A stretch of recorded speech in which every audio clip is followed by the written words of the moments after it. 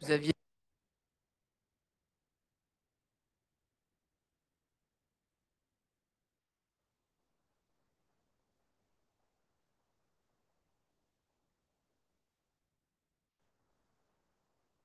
une présentation des études que vous propose la faculté de sciences.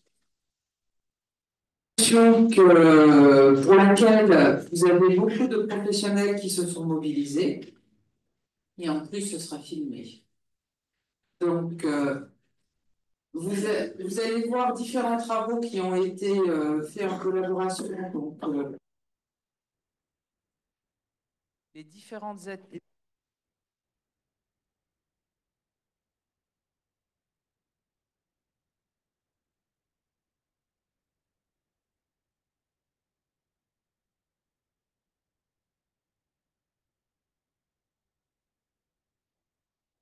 Vous puissiez découvrir les différentes formations. Donc vous serez informé par les professeurs, par moi-même, pour comment se passe Parcoursup cette année. Mais en tout cas, je vous encourage à vous rendre sur Parcoursup, alors pas là tout de suite, hein. Là, vous allez écouter ce qu'on va vous proposer. Mais les jours suivants et pendant les vacances pour découvrir les différentes formations. Donc un grand merci aux différents représentants de la faculté de sciences qui vont vous proposer un panorama des différentes études pendant un créneau de 2 heures. Voilà, je vous remercie. Madame la professeure adjointe, merci pour cette allocution. Merci également au lycée Champollion de Dax qui nous accueille aujourd'hui dans ses locaux. Bonjour à toutes et à tous, bienvenue à ce direct live de l'orientation. Donc aujourd'hui, on va s'intéresser aux formations dans les filières scientifiques qui sont proposées par l'université. Actuellement, ce sont près de 9000 étudiants qui ont choisi d'effectuer leurs études supérieures au sein de cet établissement public dont les diplômes sont reconnus par l'État. Et vous allez voir que les offres proposées par les facultés de sciences sont assez diversifiées et balayent tous les champs. Biologie et santé, ingénierie mécanique, informatique, sciences du bois, 16 grands domaines de spécialisation sont répertoriés. Ils ouvrent la voie sur 9 licences disciplinaires et 117 parcours de master. Des études qui vous donneront accès à des métiers et des secteurs très variés avec un taux d'insertion professionnelle qui avoisine les 90% à l'issue du diplôme. Alors finalement, à qui ces multiples formations sont-elles destinées? Quelles sont les modalités pour intégrer un cursus à la faculté des sciences? Sur quoi repose le contenu pédagogique? Quels sont les débouchés, les métiers que l'on peut espérer exercer en suivant ces spécialisations? L'objectif de ce temps d'échange, c'est justement de vous éclairer sur ces différentes problématiques et puis de vous donner des exemples concrets qui en quoi les formations proposées par la Faculté des sciences de Montpellier sont en adéquation avec votre projet professionnel. Alors, comme il ne s'agit pas d'une conférence figée, vous pourrez interagir avec nous. Je vous invite à poser des questions et notamment pour ceux qui puisque nous sommes également en présentiel depuis le lycée Champollion. Voilà pour cette entrée en matière. Je vous propose maintenant de découvrir qui sont les invités présents sur ce plateau. Nous avons Frédéric Lemoignon, qui est maître de conférence en chimie. Il est également directeur adjoint de la Faculté des sciences de Montpellier. À ses côtés, Nelly Godefroy, qui est maître de conférence et directrice adjointe du département biologie, mécanisme du vivant. Je suis également en compagnie de Marc Arsich, qui est directeur adjoint de la Faculté des sciences et professeur de mathématiques. Anne-Elisabeth Baer, qui est maître de conférences en informatique et responsable du cursus Master Ingénierie spécialisé en informatique. Et enfin, à ma droite, Alexina Damy, qui est une jeune diplômée, elle a 23 ans. Elle vient tout juste d'obtenir son master en bioinformatique à la Faculté des sciences de Montpellier. Bienvenue à tous les cinq et merci d'avoir accepté de témoigner aujourd'hui. Je le disais en introduction, la Faculté des sciences offre un large éventail de formations qui ouvre sur la plupart des domaines scientifiques. Ils sont répartis par département. Alors, Marc Herzich, justement, expliquez-nous de quelle manière, de façon synthétique, hein, se décomposent ces formations et à quoi préparent ces différentes formations. La première chose à dire sur les études à la études longues, c'est-à-dire que quand on rentre à la faculté des sciences, on va rentrer pour des études en général de 5 ans. L'objectif, c'est de faire 5 années d'études pour accéder Alors, je tiens à signaler une chose sur le mot ingénieur.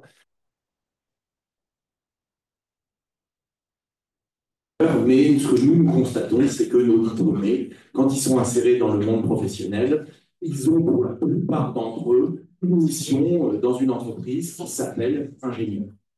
Ou ça permet de passer un concours éventuellement pour intégrer une école d'ingénieur? Alors, on peut aussi intégrer une école d'ingénieur, mais un point qui est important, c'est que les carrières, les opportunités et les responsabilités auxquelles on peut prétendre à l'issue d'un master sont tout aussi intéressantes en ayant suivi un cursus complet d'études avec une faculté de sciences qu'en étant passé dans une école d'ingénieur.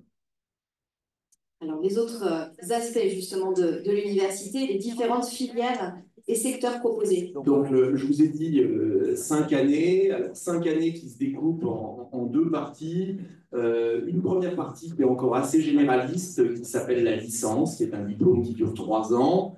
Et à l'issue de la licence, le choix d'une spécialisation et donc l'entrée dans un nouveau cycle, le cycle de master, qui dure 2 ans.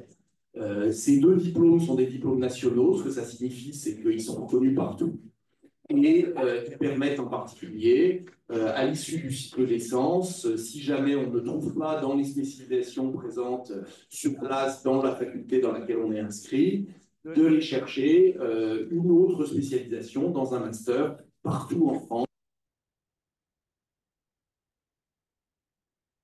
16 grands domaines de spécialisation que vous avez ici, avec plus d'une centaine de parcours de master qui permettent d'aller dans tous les secteurs professionnels reliés aux sciences. Et dans chaque discipline ou spécialité, on trouve plusieurs types de licences où la formation sur 3 ans est plus ou moins généraliste. Et puis, il y a aussi des formations moins traditionnelles. C'est le cas de la licence en APP. C'est un dispositif un peu à part, hein, qui est une branche à l'intérieur des sciences de la vie, une méthode qui vient du Québec. Frédéric Lemoigneux, justement, je vous laisse nous en dire davantage. Alors, effectivement, la licence de biologie en APP, c'est une licence de biologie. Vous sortez avec un titre de licence en biologie, mais ce qui va changer, ce n'est pas le contenu, c'est la façon d'apprendre. Vous n'avez plus de cours magistraux, vous avez toujours des travaux dirigés, des travaux pratiques, c'est-à-dire vous travaillez en petits groupes, en fait, et on vous pose des problèmes. C'est-à-dire que chaque semaine, on vous pose 2, 3, 4 problèmes portant sur de la biologie, évidemment, de la chimie, mais aussi de la physique et des mathématiques. Et au cours de l'étude de ces problèmes, que vous faites d'abord par groupe, vous essayez de dégager les acquis d'apprentissage que l'on cherche à vous faire acquérir. Et puis après, vous travaillez seul sur les documents que les enseignants vous ont donnés et vous apprenez ce que les enseignants veulent vous faire apprendre. Et ensuite, vous revenez en groupe et vous arrivez à déterminer si les hypothèses que vous aviez faites lors de l'année sont véritablement avérées. Et donc, pourquoi on a fait ça? Parce que ça vous donne des profils d'étudiants qui, lorsqu'ils arrivent en master, sont des gens qui sont extrêmement débrouillards, qui n'ont pas peur d'apprendre et qui savent très bien se débrouiller dans les laboratoires, parce que quand on arrive en master, souvent on a beaucoup de stages, que ce soit en laboratoire ou en entreprise, et on a besoin de ce genre de profil, de gens qui sont capables de se débrouiller par eux-mêmes et qui ont acquis une très bonne autonomie au cours de leur première partie d'études, c'est-à-dire au cours de la licence. Également, les licences en accès santé pour tout ce qui touche aux formations médicales. Vous proposez notamment une voie spécifique pour l'accès à la kinésithérapie. Alors oui, alors ça c'est très intéressant parce que c'est une voie qui est encore peu connue, il y en a très peu en France. Montpellier peut se vanter d'avoir cette voie de la licence avec un accès spécifique pour l'école de kiné. Et l'école de kiné de Montpellier, à l'IFMK de Montpellier, l'Institut de formation en masso-kinésithérapie de Montpellier. Et donc, on propose 20 places pour les profils plutôt biologistes et 20 places pour les profils plutôt type sciences de l'ingénieur, physique, chimie, etc. Et parmi ces 2 fois 20 étudiants, eh bien, il y en a 8 pour une branche et 6 pour l'autre, c'est-à-dire 40% de ces inscrits ou 30% de ces inscrits qui vont pouvoir intégrer l'école de kiné de Montpellier sans passer par ce qu'on a appelé le PASS, c'est-à-dire l'ex-première année des études de santé. Et donc, en suivant un cursus qui est exactement le même que le cursus des autres étudiants de première année, soit de sciences de la vie, soit de physique-chimie, eh bien, vous avez une très forte chance d'intégrer l'école de kinésithérapie. Donc, c'est vraiment la voie à conseiller à tous les jeunes qui veulent devenir kiné, sans avoir l'idée de faire kiné si jamais je ne fais pas médecine ou pharmacie. Eh bien, c'est cette voie-là qu'il faut emprunter. Et puis, il y a d'autres formations qui relèvent de partenariats. Je pense notamment au cycle pluridisciplinaire.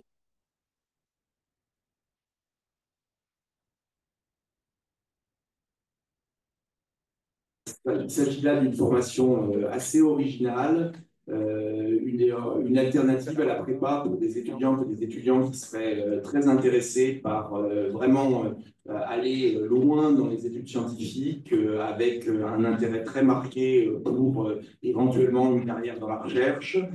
Donc c'est une formation hybride pour plusieurs raisons. La première, c'est que l'objectif est pluridisciplinaire, puisqu'il s'agit de former des étudiants soit de physique-chimie, soit de sciences de la vie. Et puis, il y a aussi la branche économie, qui relève plutôt de la faculté d'économie, qui existe aussi, et le groupe, tous les étudiants des trois voies ont un tronc commun assez important. Donc, des étudiants de ces trois disciplines, former des étudiants de ces trois disciplines, avec une deuxième compétence très affirmée, dans les méthodes numériques, donc en mathématiques et en informatique. Donc ça, c'est le premier caractère hybride de cette formation.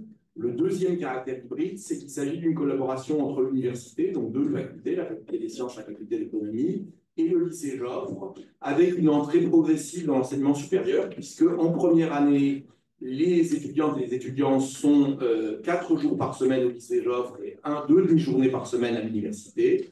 En deuxième année, c'est moitié-moitié. Et en troisième année, c'est pour l'essentiel à l'université, avec en plus un double encadrement, puisque les étudiantes et les étudiants bénéficient à la fois d'enseignements qui sont assurés par des enseignants de classe préparatoire du lycée Joffre et par des enseignants-chercheurs de l'université. Parmi vos spécialités, il existe, et vos spécificités de l'université, il existe une forte présence des disciplines comme la biologie, l'environnement, l'agronomie, et vous avez une formation sur laquelle vous fondez pas mal d'espoir, c'est le Master Énergie qui répond notamment aux problématiques du réchauffement climatique. Oui, effectivement, alors le Master Énergie, c'est un master donc, voilà, qui vient de ces besoins qu'ont, par exemple, les régions, les départements, de réfléchir à la façon dont on va produire de l'énergie, stocker de l'énergie, diffuser l'énergie, etc., dans ce contexte du réchauffement climatique. Et ça fait partie de ce qu'on appelle les formations pluridisciplinaires. C'est-à-dire que ce sont des formations qui ont besoin de compétences très variées. Donc, ce Master Énergie va accueillir des gens qui viennent du domaine de la chimie, qui ont fait une licence de chimie, qui ont fait une licence d'électronique, qui ont fait une licence de physique, qui ont fait une licence de biologie éventuellement. Et ces gens-là, on va les former pour en faire des spécialistes de l'énergie. C'est-à-dire des gens qui sont capables de comprendre les différents moyens de fabriquer de l'énergie, de produire de l'énergie, hein, que ce soit par les moyens traditionnels, mais aussi les moyens comme les éoliennes, les panneaux photovoltaïques, évidemment. Et comment on va insérer ça dans un contexte local qui va être différent suivant que on est au sud de la France, on est en Guyane, par exemple, puisque c'est un master qui se fait en collaboration avec l'Université de Guyane. Il y a des problèmes tout à fait différents. Et donc, on va former sur 2 ans des spécialistes qui vont être capables de répondre à ces besoins très spécifiques. Et donc, qui vont avoir une formation largement pluridisciplinaire. On entend en ce moment parler des campagnes de vaccination contre la Covid, contre la grippe, tout ce qui touche justement aux maladies émergentes. Il y a un master que vous proposez qui mêle écologie et épidémiologie. Oui, tout à fait, c'est le master éco-épidémiologie. Donc, c'est un master tout nouveau qui a été créé il y a 3 ans, hein, qui a commencé à ouvrir il y a 3 ans. Donc, ça, c'est aussi la preuve que les formations de la faculté des sciences sont des formations qui s'adaptent. Elles s'adaptent parce que là, évidemment, il y a quelques années, vous vous en souvenez, on a eu le Covid. Donc, le Covid, c'est un virus qui a émergé. Et il a émergé pourquoi, à quel endroit, dans quelles conditions? Eh bien, tout ça, c'est des questions qui relèvent de l'épidémiologie, qui n'est pas seulement l'étude des virus, mais pourquoi un virus va se développer. Ça dépend de son contexte écologique, ça dépend de l'environnement, ça dépend du contexte aussi socio-économique. Et bien, tous ces aspects-là sont des aspects qui sont travaillés dans ce master éco-épidémiologie, donc qui est ouvert à la faculté des sciences de Montpellier. Quand on décide de faire un bac+5 à la faculté des sciences de Montpellier, on peut aussi viser un double diplôme. C'est assez récent, c'est un partenariat également avec l'Institut d'administration des entreprises. Expliquez-nous comment ça marche avec le double coût. Alors, ce double diplôme, ça vient de quoi? Ça vient que nous, on forme très bien nos étudiants pour les bacs scientifiques, mais par rapport aux ingénieurs, par exemple, dont on a parlé tout à l'heure, eh bien, ce qui manque un petit peu, c'est tout l'aspect des sciences économiques et sociales. Un petit peu d'économie, un petit peu de RH, de relations humaines, etc. Et donc, sur notre campus, sur le campus où se trouve la faculté des sciences, il y a l'Institut d'administration des entreprises qui, lui, propose ces formations en management des entreprises. Et donc, on s'est dit, on va proposer un double diplôme. C'est-à-dire que nos étudiants, en master de chimie, en master de mécanique, en master de mathématiques, eh bien, certains d'entre eux vont dire, ben, moi, je vais suivre quelques heures de cours de plus. Et à la fin de mes 2 ans, j'aurai non seulement mon diplôme de mécanique, de mathématiques, de chimie, mais j'aurai aussi un diplôme de management de l'IAE. Et donc, ils vont avoir une double compétence à la fin de leurs 2 années d'études de master, et donc seront encore plus valorisés sur le marché du travail. Anne-Elisabeth Baer, je me tourne maintenant vers vous. On va parler d'une autre formule qui est offerte aux étudiants de la Faculté des sciences de Montpellier. Je crois que justement, ça fait partie des choses de plus en plus attractives, puisque ça représente à peu près 20% de vos effectifs. C'est ce qu'on appelle l'alternance. Expliquez-nous justement comment ça marche. Alors, l'alternance, c'est de l'apprentissage. Voilà. L'apprentissage, les étudiants sont un moment en fait en cours. Donc, pour nous, en informatique, c'est en master. Les 2 années du master informatique sont en apprentissage. Et ils ont une partie de l'enseignement qui est effectuée. C'est le même cours que les autres étudiants. Et ils ont une partie, la moitié de l'année, ils sont en entreprise. Donc, ils ont un statut de salarié. Ils ont un statut de salarié. Ce qui fait aussi une source de financement pour les étudiants. Et leur fin de stage, en Master 2, en fait, ils ont le stage de 6 mois qui est intégré en fait, au niveau de cet apprentissage. On a cité jusqu'à présent pas mal de spécialités. C'est peut-être un peu confus pour les jeunes qui nous regardent aujourd'hui, qui ne savent pas exactement encore vers quoi s'orienter. Ce qu'il faut insister sur un point important, c'est qu'au début, quand on choisit la licence, dès la première année, on ne se spécialise pas. C'est quand même un programme pluridisciplinaire la plupart du temps. Oui. Donc, ça laisse le temps éventuellement de se réorienter en cours de parcours. Qui souhaite compléter sur ce point? Monsieur le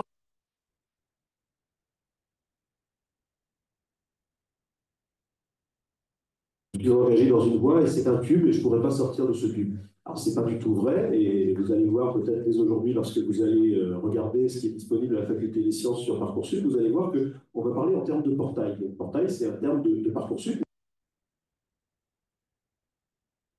Des voies d'accès aux études dont on vient de vous parler. C'est-à-dire que, par exemple, si vous avez fait la spécialité maths et puis physique-chimie, par exemple, il y a un portail qui s'appelle PCSI, physique-chimie, sciences de l'ingénieur, est fait pour vous. C'est-à-dire que vous allez, dans ce portail, suivre une formation qui va vous ouvrir après sur 5 licences différentes.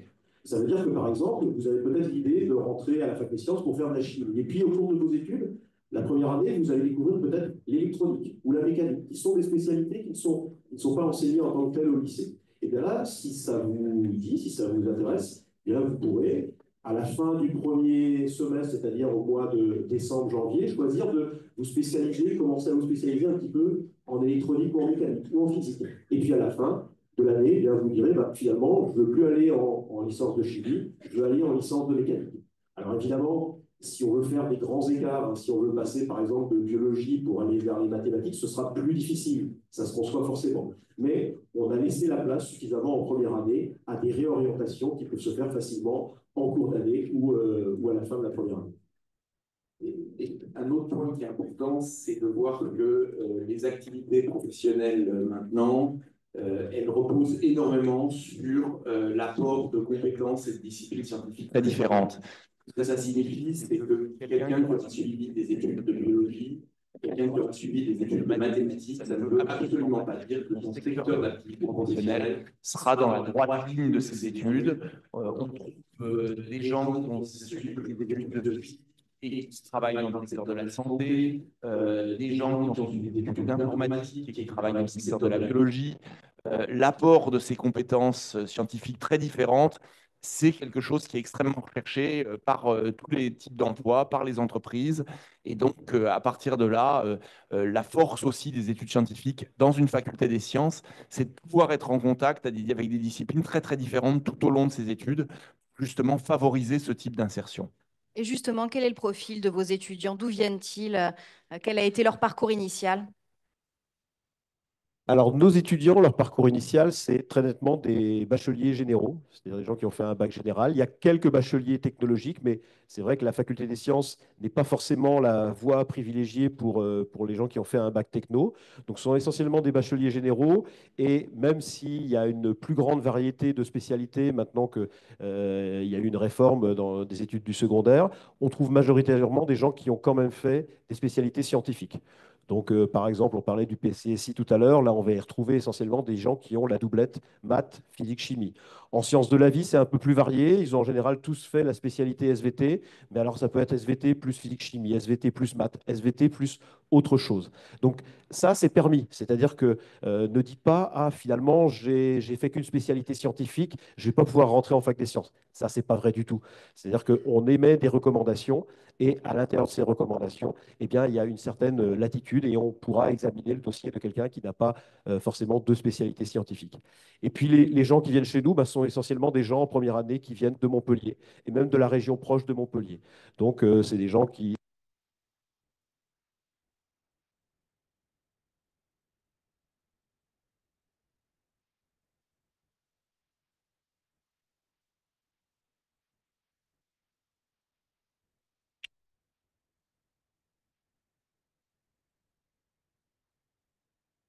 Motivation. Alors ça, c'est très important, c'est-à-dire que vous allez voir sur Parcoursup, vous allez pouvoir sélectionner parmi les 10 vœux dont vous disposez, vous allez pouvoir sélectionner une ou plusieurs formations de la Faculté des sciences de Montpellier. On va vous demander de remplir un certain nombre de cases, de remplir votre lettre de motivation. Ce qu'il faut savoir, c'est que le devenir de la lettre de motivation, il est assez variable suivant les formations. Il est bien évident que dans des formations importantes qui accueillent beaucoup d'étudiants, quand on reçoit 2000, 3000 dossiers, on n'a pas le temps de lire les lettres de motivation. Néanmoins, il faut faire la part des choses, c'est-à-dire que lorsque vous candidatez, on a parlé tout à l'heure de la formation de la licence en accès kiné, et bien là, par exemple, on va faire très attention à la lettre de motivation. C'est-à-dire qu'on ne prendra pas forcément le premier de la classe, on va prendre celui peut-être qui n'a pas les meilleures notes, mais celui qui est allé faire un stage chez un kiné, qui sait écrire une lettre de motivation en disant bah, moi, c'est ça que je veux faire. Et dans beaucoup de formations, surtout les formations à petits effectifs, on va faire très attention à la lettre de motivation. Donc, c'est un point à ne pas négliger. Je ne sais pas si tu veux compléter, Marc. Nelly Godefroy. Oui. Je voulais juste rajouter que si jamais vous n'avez pas pris les bonnes spécialités en terminale, donc Frédéric en a parlé tout à l'heure, on a dit que c'était pas dramatique, mais dans ce cas, la lettre de motivation joue un rôle important et ça va pouvoir influer en fait sur votre classement. Mais on met quoi? Qu'est-ce qu'on valorise? Qu'est-ce qu'on explique dedans? Est-ce que vous avez des conseils spécifiques en illustration? Alors, deux choses peut-être à dire, parce que parmi les retours qu'on a, nous, sur le fonctionnement de Parcoursup, nous savons que cette demande d'une lettre de motivation, c'est peut-être une des choses qui troublent les lycéens, les lycéennes. Donc, la première chose à savoir, c'est que depuis la session de l'année dernière de Parcoursup, il y a la possibilité pour un certain nombre de formations d'indiquer qu'elles ne souhaitent pas avoir de lettre de motivation parce que justement, elles n'en font rien. Donc, à partir de là, ça a clarifié un petit peu le paysage dans la mesure où les formations qui continuent à demander des lettres de motivation sont précisément celles qui s'en servent, qui vont les lire. Et à partir du moment où une formation ne demande pas la lettre de motivation, c'est justement parce qu'elle n'en sait rien. Alors, pour les formations qui lisent les lettres de motivation, nous, ce qu'on voudrait vraiment dire, c'est de ne pas imaginer que c'est un exercice qui demande d'être, comment dire, particulièrement lyrique ou d'écrire une lettre particulièrement longue. Une lettre de motivation, c'est avant tout pour nous un petit écrit où vous nous expliquez de façon très très simple pourquoi vous voulez rentrer dans cette formation, pourquoi cette formation vous intéresse. Il n'y a absolument pas besoin d'écrire des dizaines de pages et même éventuellement, il n'y a pas besoin d'écrire 30 lignes. Si ce que vous êtes capable de nous expliquer, ça tient en 5 lignes, ça sera très bien. Soyez vous-même, expliquez-nous en quelques lignes pourquoi vous voulez rentrer dans cette formation. C'est tout. Il n'y a pas besoin que ce soit plus compliqué. On vous demande souvent si vous passez par des algorithmes justement dans votre phase de sélection. Justement, quels sont vos critères? Comment ça fonctionne? Alors, moi, je suis sur une formation qui est sélective, le cursus master en ingénierie en informatique. Donc, il y a un algorithme qui est sur Parcoursup. Donc, c'est bien décrit en fait au niveau de la fiche de la formation. Il faut avoir fait principalement des mathématiques au moins jusqu'en première. Et ensuite, une des sciences, soit informatique, SI, physique ou SVT. Et on fait très attention à la lettre de motivation. c'est-à-dire qu'elle est vraiment lue avec intérêt. Et il faut éviter surtout, c'est les lettres génériques, si j'ai un conseil à vous donner. Évitez les copier-coller de ce que vous trouvez sur Internet. Parce qu'en fait, ce qu'on cherche, c'est la personne. Quand on n'a que 40 places et qu'on a 600 dossiers, on cherche la spécificité. Pourquoi vous et pas les autres? D'accord? Donc, il faut être honnête et il faut dire pourquoi est-ce que c'est vous qui devez venir et pas quelqu'un d'autre. Donc, voilà. Donc, évitez vraiment, hein, il y a plein de lettres qui sont faites un peu partout et prenez pas cet exemple. Il faut vraiment que ça vienne du cœur et des fois, c'est un petit détail qui va faire, voilà. Donc, pour kiné, on disait, bah, j'ai fait un stage en kiné. Ah, bah oui, ça, c'est intéressant. J'ai fait un stage en informatique quand j'étais en troisième ou en seconde. Ah, bah oui. J'ai monté des ordinateurs, je ne sais pas, depuis tout petit, etc. C'est une petite phrase, en fait, qui fait votre spécificité et c'est là-dessus qu'il faut travailler sur les lettres de motivation. Surtout pour voilà, tout ce qui est formation sélective. Et par ailleurs, alors, moi, je voudrais briser un mythe. Briser un mythe. Vous avez très certainement entendu dans la presse, à la radio, sur les réseaux sociaux, vous avez entendu parler de ce qu'un certain nombre de gens appellent l'algorithme de Parcoursup. Alors, je vais peut-être en décevoir certains et certaines, mais l'algorithme de Parcoursup, ça n'existe pas. Ça n'existe pas.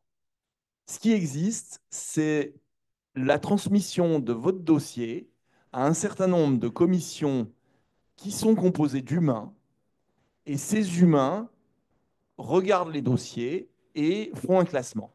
Alors, il peut exister effectivement des pré-filtres qui servent, en utilisant vos notes, à faire un pré-classement, mais ça ne veut pas dire que vos dossiers passent à travers une espèce de machine à laver qui fournirait un classement totalement aléatoire. Ce sont des humains qui font des classements, ce sont des humains qui regardent les dossiers. Dans les formations générales, les licences classiques, c'est-à-dire celles qui sont accessibles à travers nos 5 portails, euh, évidemment, il y a beaucoup, beaucoup de candidatures et donc il y a le pré-filtre dont je viens de vous parler. Et puis si on regarde nos formations plus spécifiques, nos formations sélectives, alors il y a moins de candidatures, il y a moins de places. Et dans ce genre de cas, les dossiers sont regardés vraiment avec beaucoup d'attention et voire dans certains cas, il y a des procédures complémentaires. Je ne sais pas, Anne-Elisabeth, tu peux peut-être rajouter pour le CMI. Oui, alors en tant qu'informaticienne, je pense qu'ici, voilà, il y a pas mal d'étudiants qui ont fait NSI, ils ont fait du Python. Bien évidemment, on a des petits scripts qui permettent de voir hein, le niveau des étudiants, mais ensuite, il y a vraiment une lecture détaillée qui prend énormément de temps sur les dossiers pour pouvoir faire un pré-classement.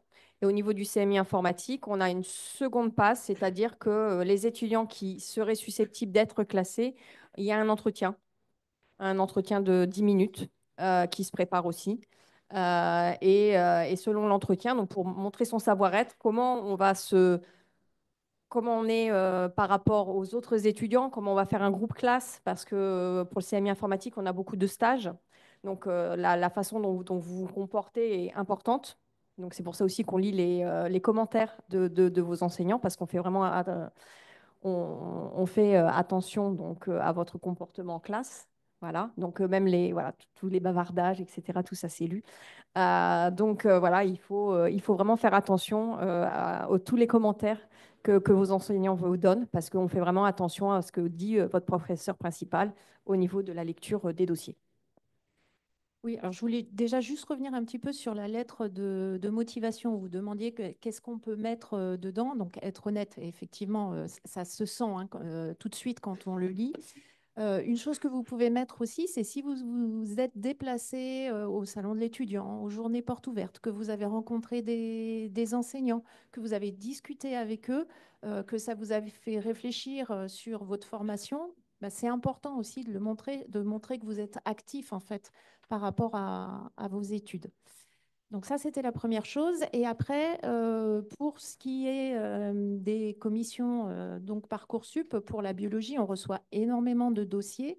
Et tout ce qui est dossier atypique, donc c'est-à-dire des gens qui ne sont plus scolarisés ou qui n'ont pas pris les bonnes options, là vraiment, On regarde les dossiers. On a à peu près 200 dossiers hein, de ce type chaque année qu'on lit du début jusqu'à la fin. On se réunit. Donc, c'est vraiment très important. Une chose qui est importante aussi, il y a une zone dans Parcoursup où vous pouvez mettre, si vous faites partie d'associations naturalistes, par exemple, pour la biologie ou quoi que ce soit, tout ça, c'est regardé et c'est vraiment important. Alors parlons maintenant du contenu pédagogique, puisqu'on a longtemps dit et trop souvent dit que la faculté proposait un enseignement théorique, purement théorique. C'était peut-être vrai il y a quelques années. Aujourd'hui, on n'est plus dans cette configuration, puisque dès le début, hein, je crois dès la licence, on a la possibilité d'aller travailler, s'immerger en laboratoire. Expliquez-nous justement quels sont les outils dont vous disposez et comment ça fonctionne. Oui, alors tous les étudiants peuvent effectivement aller en laboratoire faire des stages. Alors, dans les premières années, c'est des stages volontaires. Par la suite, il y a au niveau du master toujours des stages obligatoires. Hein. Donc, tout ça, c'est possible parce qu'en fait, les étudiants sont toujours en lien avec leurs enseignants qui ont justement à l'université la spécificité d'être directement dans la recherche, c'est-à-dire qu'on partage notre temps entre enseignement et recherche. Donc les étudiants nous contactent et viennent nous voir pour savoir s'ils peuvent s'immerger en fait dans les laboratoires. Mais justement, quel est ce ratio entre théorie et pratique, puisqu'on voit le visuel des amphithéâtres, être lâché dans l'arène, c'est souvent ce qui fait peur aux lycéens. Donc, oui, expliquez-nous. effectivement. Donc, au niveau de l'université, on a effectivement des cours en amphithéâtre. Donc, on a des photos ici. Alors, l'amphithéâtre, c'est peut-être pas ce que vous avez en tête. C'est déjà, enfin, chez nous, ce ne sont pas des grands amphithéâtres. Donc, c'est entre 250 et 300 personnes. Et ce n'est pas un endroit où l'enseignant va juste venir déverser son savoir de manière statique. On a des amphithéâtres où les étudiants peuvent intervenir, arrêter le professeur, poser leurs questions, l'enseignant peut poser des questions. Beaucoup font des WooClap pour rendre les cours dynamiques. Et puis, ce n'est pas la majorité des cours qui se font en amphithéâtre. On a également beaucoup de travaux dirigés. Donc ça, c'est pour des groupes de 40 étudiants. Donc c'est très interactif avec pas mal de mise en situation, d'exercices. Et puis également beaucoup de travaux pratiques. Alors je crois qu'on a des photos de salles, on a des exemples là, de salles de travaux pratiques où là, on a les étudiants par petits groupes de 20. Donc là, on est dans des situations comme en laboratoire. Donc ça dépend en fait des unités d'enseignement. Et je voudrais juste ajouter également qu'il y a énormément d'enseignements qui sont très investis dans tout ce qui est innovation pédagogique. Que ce soit en cours magistral, en TD, en TP, ils répondent à des appels d'offres pour pouvoir introduire des nouvelles techniques dynamiques, des classes inversées, des jeux de société, des escape games. Donc les enseignements peuvent être très dynamiques. Alexina Damy, j'aimerais que vous saisissiez du micro. Vous étiez encore étudiante il y a peu, puisque vous avez obtenu votre master en bioinformatique tout début septembre. Quel souvenir justement vous gardez de cette bascule entre le lycée et les bancs de l'université? Alors, j'ai débuté l'université avec un diplôme assez technologique, puisque c'était un DUT. Ah, désolée, merci. Moi, j'ai fait un diplôme qui était vraiment à l'interface entre la théorie et la pratique. Ce n'était pas une licence générale. Donc, j'en ai gardé un souvenir que c'était un diplôme où on avait beaucoup d'heures de cours. Merci. Donc, beaucoup d'heures de cours. Et j'en ai gardé plutôt un bon souvenir. Et surtout, c'est quelque chose qui m'a beaucoup apporté sur le plan professionnel parce que j'ai eu l'occasion en pouvant faire ces cours techniques, en fait, de m'apercevoir que le métier auquel menait le diplôme n'était pas ce que j'imaginais avant d'entrer dans le diplôme, en fait. Mais à quoi ressemble une semaine type, justement, quand on bascule entre le lycée et l'université, en termes voilà, de travail, de volume horaire, d'organisation? Alors, dans mon cas, en termes de volume horaire, j'avais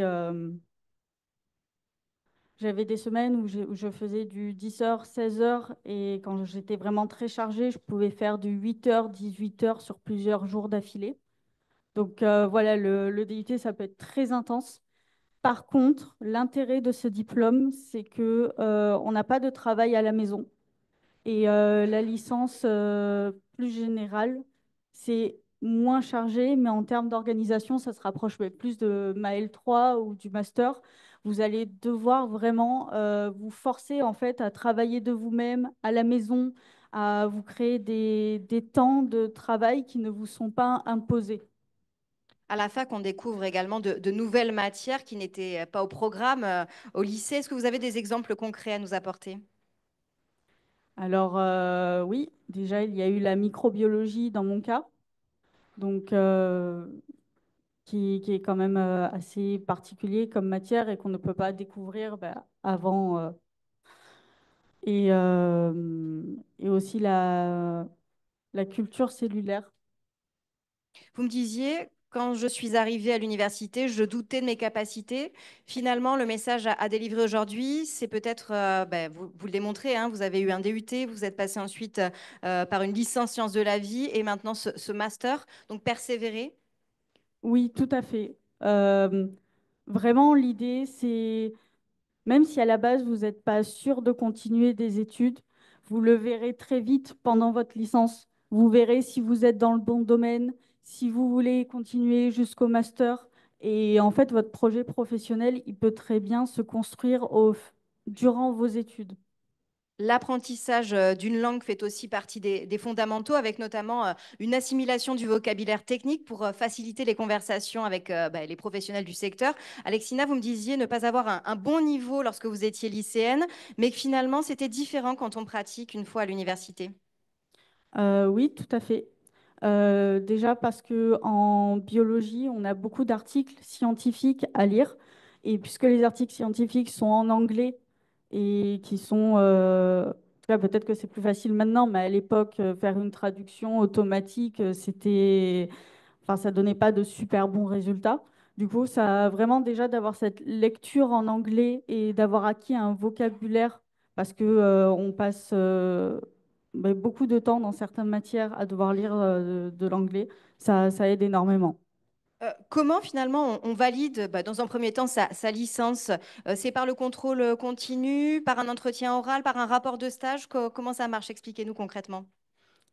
Alors, dans un premier temps, vous allez avoir vos examens en fin d'année. Donc qu'il est indispensable auquel il faut vraiment obtenir la moyenne pour pouvoir prétendre à avoir votre diplôme. Et après, généralement, en fin d'année, vous avez un stage. En tout cas, c'était le cas pendant ma licence, mon DUT et mon master. Et donc, durant ce stage, vous avez un rapport écrit à produire ainsi qu'une production orale à faire. Nelly Godefroy, vous souhaitez compléter? Oui, juste pour préciser qu'en fait, il y a plusieurs modes d'évaluation. Il y a du contrôle continu intégral, ce qui vous permet de pouvoir travailler régulièrement, de pouvoir vous évaluer vous-même, savoir où est-ce que vous en êtes et vous rattraper. On a effectivement des unités d'enseignement qui sont évaluées en épreuve terminale, donc à la fin de semestre. Et la majorité, en fait, combine les deux. On a évoqué rapidement les stages. Est-ce que c'est obligatoire durant le cycle et notamment pendant les 3 premières années? Alors, je sais que vous avez fait un stage, Alexina, cette immersion en entreprise, qu'est-ce qu'elle vous a apporté? Puis après, vous pourrez peut-être compléter les uns et les autres. Alors oui, j'ai fait un premier stage qui était facultatif durant ma première année de DUT, donc qui était dans un plateau d'analyse sanguine. Et c'était en fait le domaine plus précisément dans lequel, que je visais en rentrant en DUT. Et en fait, je me suis retrouvée dans un domaine où les analyses étaient très automatisées, enfin, c'était pas quelque chose qui était mentionné sur Internet ou que j'avais entendu parler. Et du coup, à partir de là, ça m'a vraiment amené à repenser mon projet professionnel et à me dire, il faut que je continue dans les études parce que en DUT, je vais pas trouver des offres qui vont me plaire en fait. L'université propose également une ouverture sur l'international. Vous avez, je crois, des conventions avec différents établissements. Donc, pour ceux qui aiment voyager ou qui auraient envie justement de changer d'air, c'est une possibilité. Oui, totalement. On a bien sûr des programmes internationaux dont vous avez entendu parler, hein, Erasmus Mundus. Voilà, vous avez certainement entendu parler de ce genre de programme qui permettent à des étudiants français d'aller dans une université étrangère et inversement des étudiants étrangers de venir dans une université française. Je m'occupe par exemple d'un parcours de master chimie qui est le parcours Mama Self, qui accueille des étudiants qui viennent d'Inde, de Chine, du Japon, d'Allemagne, d'Espagne, etc. Et donc, vous avez ces étudiants-là, avec aussi des étudiants français, évidemment, qui se retrouvent, par exemple, à Montpellier, puis qui, après, qui vont évoluer durant leurs années de master, hein. En général, ça se passe comme ça. Pour ce type de master, on va passer un semestre dans une université, puis après, on change d'université. Et puis, au-delà de ces grands programmes internationaux, vous avez des accords d'université à université. Et je crois qu'à Montpellier, à l'université de Montpellier, vous avez plus d'une centaine d'accords de ce type-là, avec des universités dans le monde entier. Vous avez des programmes, on a un programme à l'université qui s'appelle le programme Charmeilloux, qui est un programme entre différentes universités européennes et qui va vous permettre comme ça, que ce soit en licence, hein, dès la licence, en général c'est assez peu lors de la première année, mais dès la deuxième année, vous voyez des gens qui partent un semestre ou une année à l'étranger. Donc la faculté des sciences de Montpellier propose aussi des bourses, hein, au mérite pour les étudiants qui souhaitent partir à l'étranger, de manière à assurer leur voyage et leur vie sur place. Mais ça, ce sont des relations internationales qui se développent de plus en plus, parce qu'évidemment, dans un CV, si vous pouvez montrer que vous avez été mobile, que vous êtes allé à l'étranger, que vous avez pu parler éventuellement anglais, puisque c'est la langue scientifique de base, eh bien, ça veut dire que votre CV sera d'autant plus valorisé. L'université, on l'a un peu évoqué, c'est quand même un changement de rythme qui nécessite une certaine autonomie. Mais pour ceux qui auraient des craintes, je précise qu'ils ne sont pas livrés totalement à eux-mêmes. Vous avez ce qu'on appelle notamment du tutorat. Alors, effectivement, on a tout un tas de dispositifs pour venir en aide aux étudiants qui seraient, par exemple, en difficulté académique. C'est vrai que quand on arrive à l'université, on change complètement de monde. Donc, ce n'est pas très étonnant que certains, même si au lycée, vous étiez à l'aise, vous allez arriver dans un environnement. On voit ici le campus, hein. C'est un campus qui est assez grand, qui est assez arboré. Il y a des grands amphis, il y a plein de salles. Il y a des gens qui vous parlent de sciences, la même science que vous avez pratiquée au lycée, mais ils ne vous en parlent pas pareil. Donc, ça déroute totalement les étudiants, en tout cas certains d'entre eux. Mais il y a des dispositifs. Donc, il y a du tutorat, c'est-à-dire que des étudiants qui sont en troisième année ou en master, eh bien, vont vous aider sur des questions disciplinaires, mais aussi sur des questions méthodologiques. Comment je prends des notes, comment j'organise mon rythme de la semaine pour être au point lorsque je vais avoir des contrôles continus. Donc ça, c'est très important. C'est une aide qui est offerte systématiquement à tous les étudiants en première année et particulièrement à ceux qui recevraient une réponse oui-si sur Parcoursup. C'est-à-dire qu'on signale par cette réponse oui-si, on signale aux lycéens, aux candidats, on lui dit, bah, voilà, on vous accepte, mais vous aurez peut-être quelques difficultés. Et donc, systématiquement, quand vous recevez cette réponse-là et que vous venez chez nous, eh bien, nous, on va vous porter une attention particulière. C'est-à-dire qu'à la rentrée, vous aurez un entretien individuel avec un enseignant. Donc, l'enseignant, il va discuter avec vous et puis il va voir si vraiment il y a lieu de prévoir quelque chose ou si, au contraire, finalement, vous pourrez être assez à l'aise. Et tout au long de l'année, comme ça, vous aurez ce dispositif donc de rendez-vous avec des enseignants, de tutorat qui vous sera proposé sur la base du volontariat, jusqu'à des dispositifs qui vont vous permettre de réaliser, par exemple, votre première année en 2 ans, pour s'adapter à votre rythme, qui n'est peut-être pas suffisant au départ pour vous insérer dans les études. Donc, vous avez toutes ces possibilités qui vous sont offertes. Et je signale aussi que si vous êtes sportif de haut niveau, si vous êtes en situation de handicap, eh bien, là aussi, il y a il y a des dispositifs qui vous sont offerts. De manière générale, on a parlé des amphithéâtres tout à l'heure, et Nelly en a parlé. Quand vous êtes dans un amphithéâtre, et a fortiori quand vous êtes dans une salle de travaux dirigés en petit groupe de 40, quand vous êtes dans une salle de travaux pratiques en groupe de 20, vous avez devant vous un enseignant-chercheur éventuellement, eh bien, posez-lui des questions. Ils sont là pour ça et ils sont très heureux d'y répondre. Donc, n'imaginez pas que quand vous êtes à la fac, il y a les profs d'un côté et les étudiants de l'autre. Non, non, vous faites partie de la même formation, vous êtes dans le même environnement et les enseignants sont à votre service pour vous faire progresser. Donc, tutorat, dispositifs d'aide divers et les enseignants sont là pour vous accompagner tout au long de vos études et singulièrement pendant la première année. Et puis, il y a une vie en parallèle également sur le campus, hein, puisqu'on dénombre une quarantaine d'associations. Oui, alors juste si je peux rajouter quelque chose avant, parce que Frédéric vient de parler du fait que ça peut être déroutant en fait d'être livré à soi-même, le changement entre le lycée et l'université. Mais en fait, ça peut être quelque chose de complètement positif en fait. Le fait de se retrouver, enfin moi c'est mon cas en fait, quand j'étais au lycée, le côté suivi ne me convenait pas. Et arrivé à l'université, en fait, ça a été une révélation parce que j'avais tout à disposition, la bibliothèque universitaire qui était disponible tout le temps, les enseignants, comme vient de le dire Frédéric, disponibles à l'écoute tout le temps. Et en fait, peut-être ça vous fait peur maintenant, mais quand vous allez tester ce côté vraiment autonomie, ça peut être vraiment aussi une révélation. Alexina, vous semblez approuver. Je vois. Oui, totalement.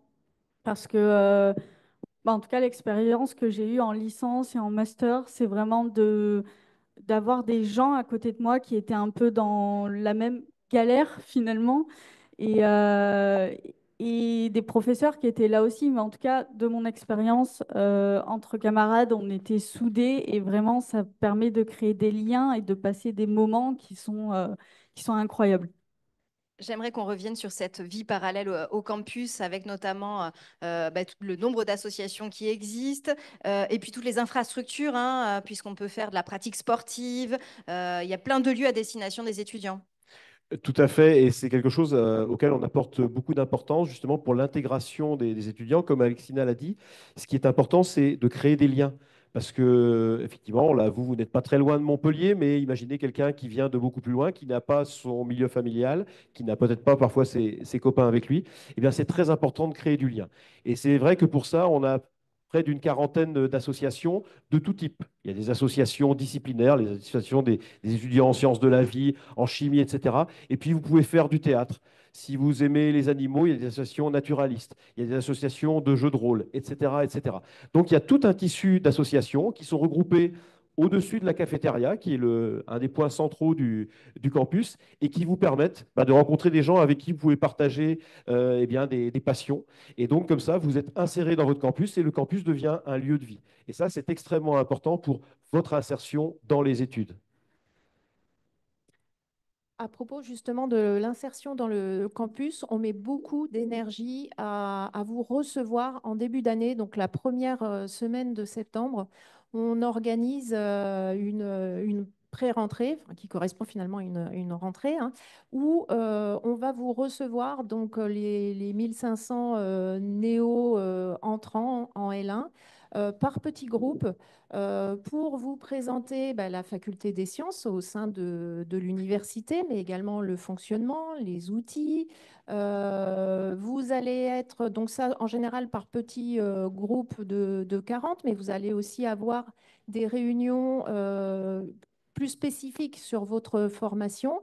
Et à cette occasion, on recrute également des étudiants des années du dessus, donc L2, L3, certains masters, qui vont vous faire des visites en fait du campus. Et toutes les associations sont présentes à cette pré-rentrée et donc vous allez pouvoir les rencontrer. Vous allez pouvoir découvrir le SQUIO, la bibliothèque universitaire, la cafétéria, la maison des étudiants. Enfin, tout ça, ça va vous être présenté. Et on a beaucoup de retours très positifs là-dessus parce que les étudiants, en fait, ne s'attendent pas à être reçus de manière aussi personnalisée. Et notamment pour les WICI, on reçoit tous les WICI en entretien individuel avec un membre de l'équipe pédagogique pour déjà commencer à parler de leurs éventuelles difficultés et de tous les dispositifs qui existent pour les aider. Et peut-être pour rajouter un mot sur la rentrée, alors ça a été dit, mais de manière très rapide par Nelly à l'instant, un point qui est important et qui va aussi à l'encontre d'un certain nombre d'idées reçues sur la façon dont fonctionne l'université et la faculté des sciences, la rentrée, c'est la première semaine de septembre. Il y a d'autres services qu'il faut souligner qui sont importants, hein. C'est ce que vous me disiez, Alexina. Ce sont notamment l'accès au médical avec donc des médecins, des psychologues. Ce n'est pas le cas forcément dans tous les établissements. Donc ça, c'est un atout réel que propose l'Université de Montpellier, notamment la faculté des sciences.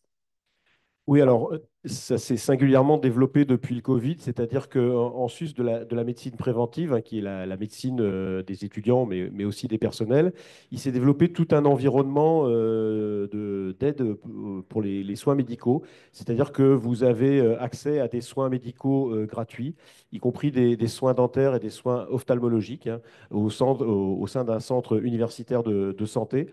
Et vous avez aussi accès à des psychologues, c'est-à-dire que pour les étudiants qui se sentiraient en difficulté, en mal-être, eh bien, vous avez la possibilité gratuitement d'avoir accès à ce genre de professionnels de santé. Donc ça, c'est vraiment très important pour vous. On parlait tout à l'heure des idées préconçues. On croit parfois que les formations en fac de sciences débouchent sur des métiers d'enseignants dans le secondaire ou de chercheurs au CNRS. Dans les faits, on est loin de la réalité. Justement, quels sont les débouchés à l'issue des études? Puisqu'on a vu, on a différentes filières, différentes formations. Mais en gros, vers quel type de métier ça ouvre aujourd'hui? Comme l'a dit Marc en introduction, en fait, les étudiants qui sortent avec un master ont le même métier que les ingénieurs. Dans la formation dans laquelle dans la formation dans laquelle je suis, le cursus master en ingénierie, les étudiants ont en plus un label d'ingénieur, donc ils sont ingénieurs en recherche et développement. Et ça leur permet d'avoir, en fait, comme ils ont acquis énormément de compétences pendant leurs 5 années, avec des stages tous les ans, ça leur permet d'obtenir un job immédiatement après le master.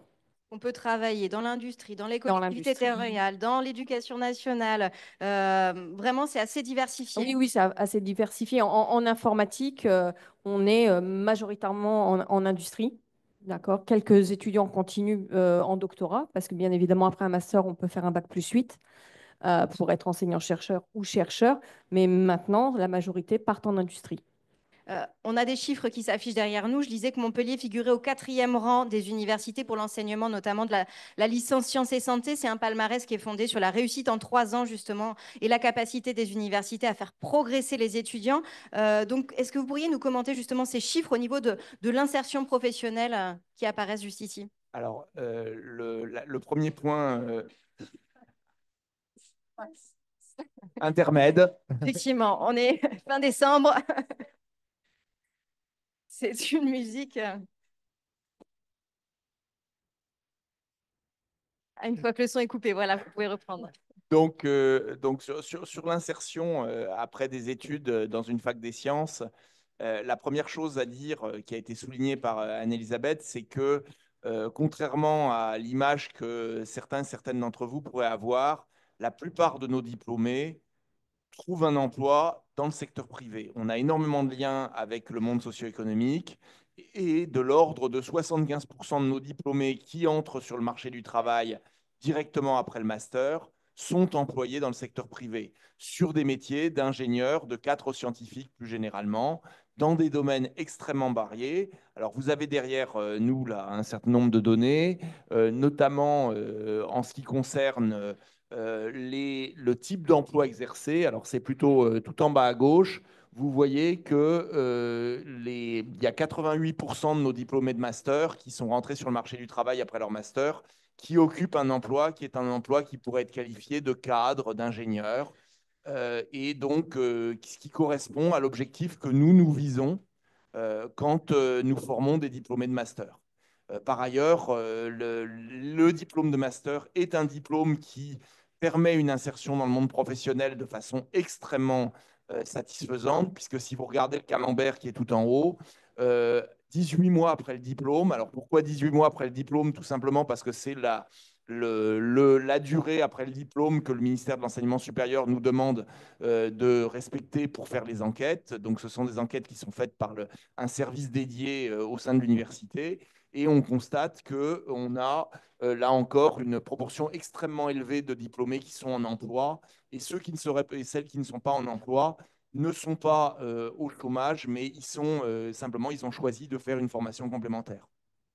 J'aimerais qu'on assiste sur un point. Le monde de la recherche scientifique souffre toujours de la sous-représentation des femmes dans certaines disciplines. C'est ce dont fait état le premier rapport de l'Académie des sciences qui est paru en juin dernier, hein, donc ce sont des chiffres tout à fait récents. Est-ce que vous le constatez, vous, au sein de la faculté, ou est-ce qu'il y a un regain d'attractivité, notamment auprès des jeunes filles dans certaines filières? On va s'affronter. Ouais. Alors, ouais, vraiment, ça dépend des filières parce que en biologie, par exemple, on a entre 60 et 70% de filles. Et même si on regarde après au niveau des années, plus on monte dans les années, en fait, c'est assez hétérogène aussi. C'est comme les filles, souvent, désolée pour les garçons, mais sont un petit peu plus studieuses, ben, on a plus de filles, mais vous pourrez nous démontrer le contraire dans les années à venir.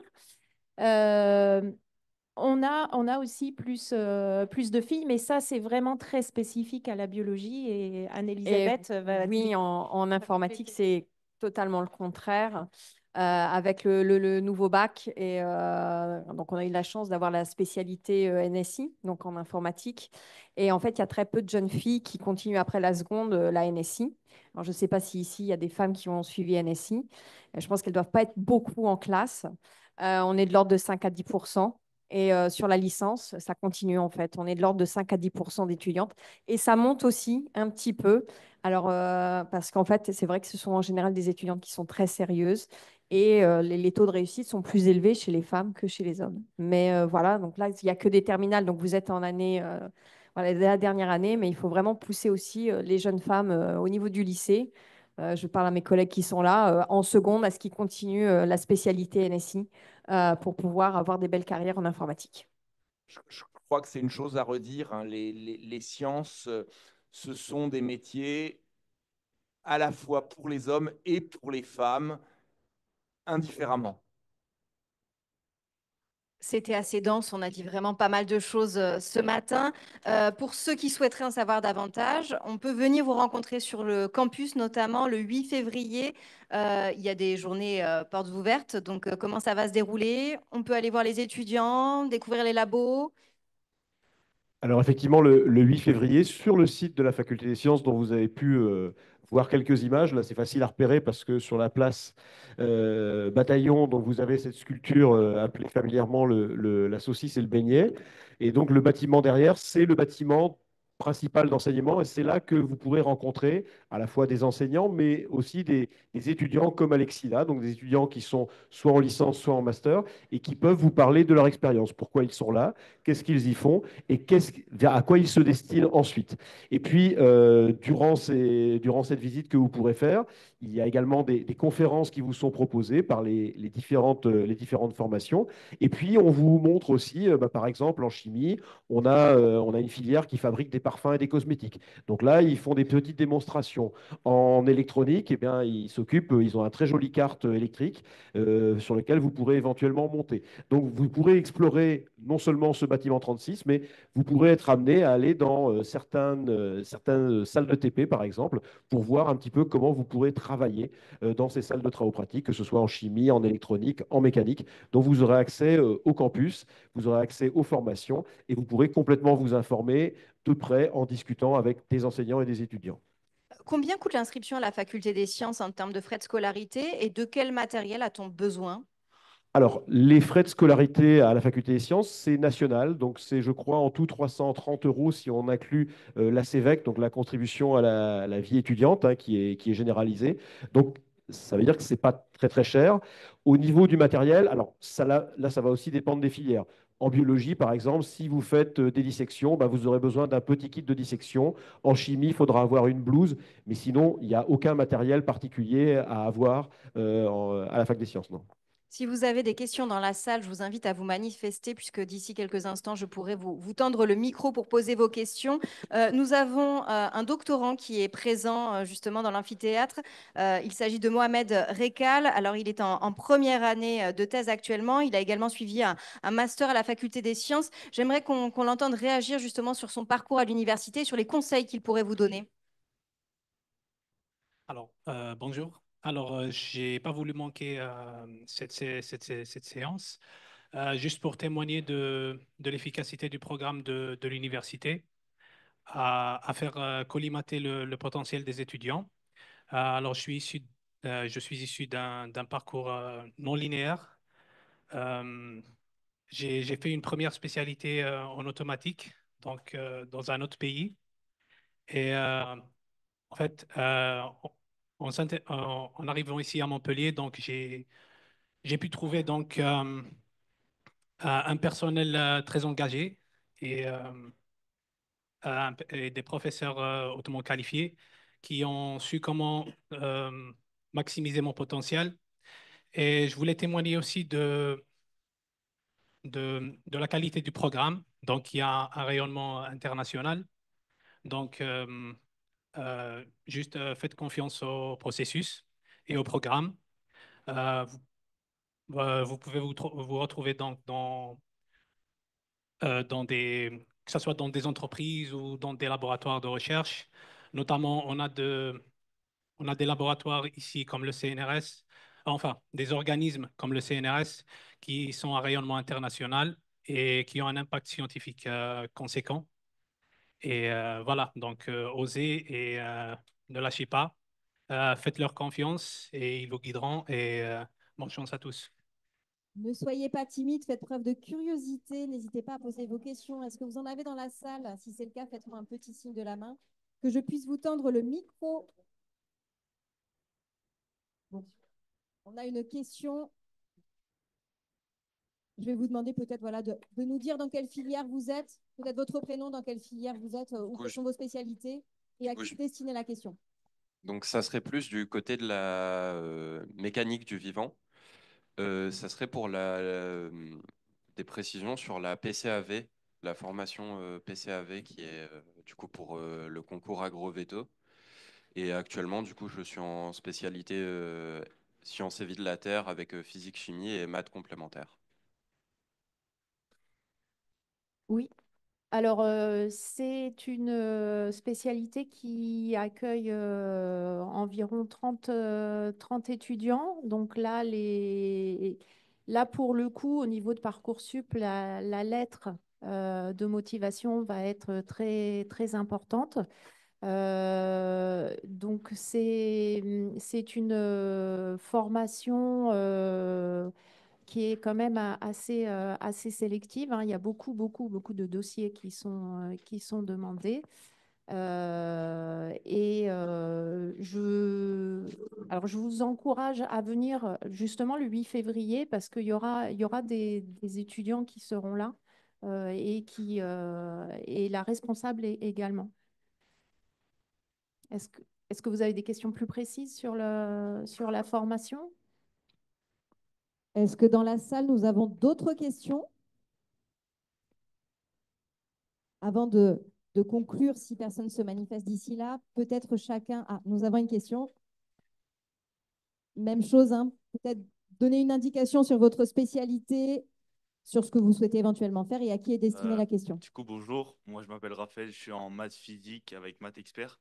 Et c'était pour avoir plus de précision sur la CPES qui est donc un équivalent à l'école préparatoire. Et j'aimerais savoir un peu ce qu'il faut avoir pour pouvoir intégrer ça et un peu plus de précision dessus. Voilà. Oui, alors donc le CPES, CPES, c'est un label qui est décerné par le ministère de l'Enseignement supérieur. Donc, ce sont des formations qui ne préparent pas à des concours d'école d'ingénieurs, hein. Je tiens vraiment à le préciser, qu'il n'y ait pas de malentendu. L'objectif, c'est de rentrer en master en ayant eu un cursus qui est fortement pluridisciplinaire.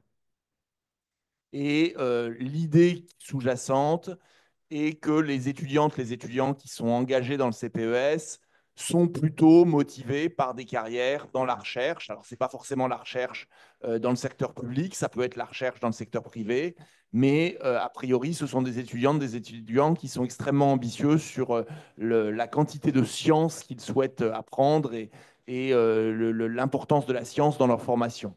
Alors, c'est une formation sélective. Le public cible de cette formation, on va dire que ce sont des futurs bacheliers, futures bachelières avec des mentions bien et très bien. Ça, c'est le public cible.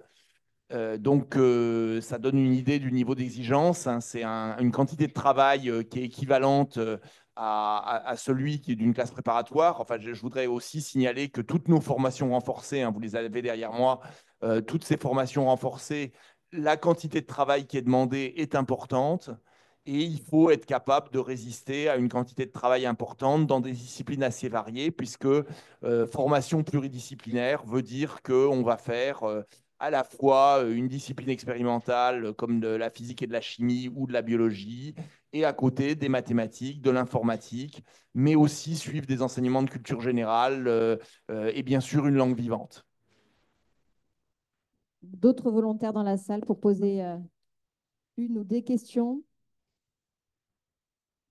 Nous arrivons quasiment au terme de ces échanges. Si vous aviez chacun justement des conseils ou un message à délivrer, je me tourne en premier lieu peut-être vers Alexina. Alexina, je sais que vous êtes actuellement en recherche d'emploi puisque vous êtes diplômée depuis vraiment peu de temps. Mais vous continuez en permanence, c'est ce que vous me disiez, de vous former. Oui, c'est ça. Donc, je continue sur mon temps libre à apprendre des nouveaux langages, à, voilà, à en fait faire des choses parce que c'est vrai que je suis passée d'un emploi du temps où j'avais tout le temps quelque chose à faire à un emploi du temps qui est vide, en fait. Et donc, vraiment continuer pendant sa recherche d'emploi, à être actif, et puis apprendre des choses, c'est très satisfaisant. Et si j'ai un conseil à vous donner, c'est ne négligez pas de construire votre réseau pendant vos études. Moi, je trouve que je ne l'ai pas assez fait. Et vraiment, dès la première année, dès la licence, si vous avez une conversation avec quelqu'un, vous savez que la conversation s'est bien passée, allez l'ajouter sur LinkedIn. Vraiment, ça prend 5 minutes et ça peut vous ouvrir tellement d'opportunités après que voilà, je vous conseille de penser à votre réseau dès le début, en fait. Anne-Elisabeth, à votre tour. Oui, il ne faut pas hésiter en fait à venir nous voir. Donc, on a parlé des journées portes ouvertes, mais il y a aussi le salon d'étudiants où on sera tous présents pour venir vous accueillir. Faites confiance à vos enseignants, à leurs conseils pour votre futur. Et venez aussi, enfin voilà, venez voir notre campus, il est beau. C'est aussi l'une des raisons pour laquelle il y a pas mal d'étudiants qui viennent pas à l'université parce qu'on pense que c'est des vieux bâtiments délabrés, que les amphis sont moches. Franchement, c'est hyper agréable. Enfin, en tout cas, les étudiants sont assez étonnés quand ils arrivent. Donc voilà, on peut vous passer un samedi. Il y aura plein de projets, plein de démonstrations dans toutes les sciences. Donc si vous hésitez, venez, puis nous on vous conseillera. Marc Herzig. Oui, le message que je voudrais faire passer, c'est un message très simple. Ne venez pas chez nous par hasard. C'est-à-dire que la faculté des sciences, c'est énormément d'opportunités pour les études. Vous pouvez tout à fait venir chez nous en faisant plein de choses. Il y a énormément de débouchés intéressants. Venez vous renseigner, venez nous rencontrer et vous verrez que vous pouvez venir chez nous en confiance et absolument pas par hasard. Nelly Godefroy. Moi, je voudrais finir sur une note positive en vous disant vraiment, mais faites-vous plaisir. Si vous trouvez ce que vous aimez, vous allez y arriver. N'ayez pas de doute. Et je sais que vous êtes à une époque un peu stressante où vous devez faire des choix, où vous avez l'impression que toute votre vie va dépendre de vos choix. Ben, peut-être, mais aussi, vous avez le droit de vous tromper. C'est pas dramatique. On sera là pour vous aider et pour vous guider. Donc, faites-vous plaisir et essayez de pas trop stresser pour l'avenir. Et enfin, Frédéric Lemoigneau. Alors, le message, il est un peu identique à celui de Nelly, c'est de vous dire aussi que vous allez évidemment changer de cycle. Vous allez devenir adulte, c'est-à-dire qu'on voit les étudiants entre la première et la troisième année, ils changent complètement. Et là, pour l'instant, vous allez faire vos choix sur Parcoursup et beaucoup d'étudiants de L1 nous disent bah, j'ai fait ça parce que papa, maman m'avaient dit qu'il fallait faire bac+3 et bac+5 ou que les profs m'avaient dit ça ou que les copains m'avaient dit ça. À partir de l'année prochaine, ce sera vous qui serez aux commandes. C'est-à-dire, si vous voulez faire quelque chose, ben faites-le. Et à la fac, vous avez toutes les opportunités pour faire quelque chose. Et effectivement, si ce n'est pas votre truc, eh ben, c'est valable aussi. La première année de fac, c'est aussi une année où on va réaliser, mais qu'est-ce que je veux faire vraiment moi? pas ce qu'on m'a dit, ce que je veux faire vraiment moi. Et si vous avez envie de faire de la pâtisserie, parce que ça m'est arrivé aussi, un étudiant qui me disait, bah, moi j'étais bon en maths et en physique, mais finalement ce que je veux faire, c'est de la pâtisserie, bah, il est allé faire de la pâtisserie, il est très heureux. Donc n'ayez pas peur, venez chez nous, vous avez plein d'opportunités, et de toute façon, vous trouverez votre voie. Avant de conclure, je vais vous donner quelques dates importantes à retenir et éventuellement à noter, puisque si vous souhaitez aller plus loin dans la découverte de ces métiers, vous pouvez donc participer au Salon de l'enseignement supérieur qui se tiendra les 16, 17 et 18 janvier prochains. C'est au Parc des Expositions de Montpellier. Autre solution pour s'informer, les journées portes ouvertes qui auront lieu donc le samedi 8 février, c'est à la Faculté des Sciences de Montpellier. Il existe aussi les journées immersion du 10 au 14 février. Toutes les infos sont à retrouver sur la plateforme CAPSUP, CAPSUP, et c'est accessible via votre ENT.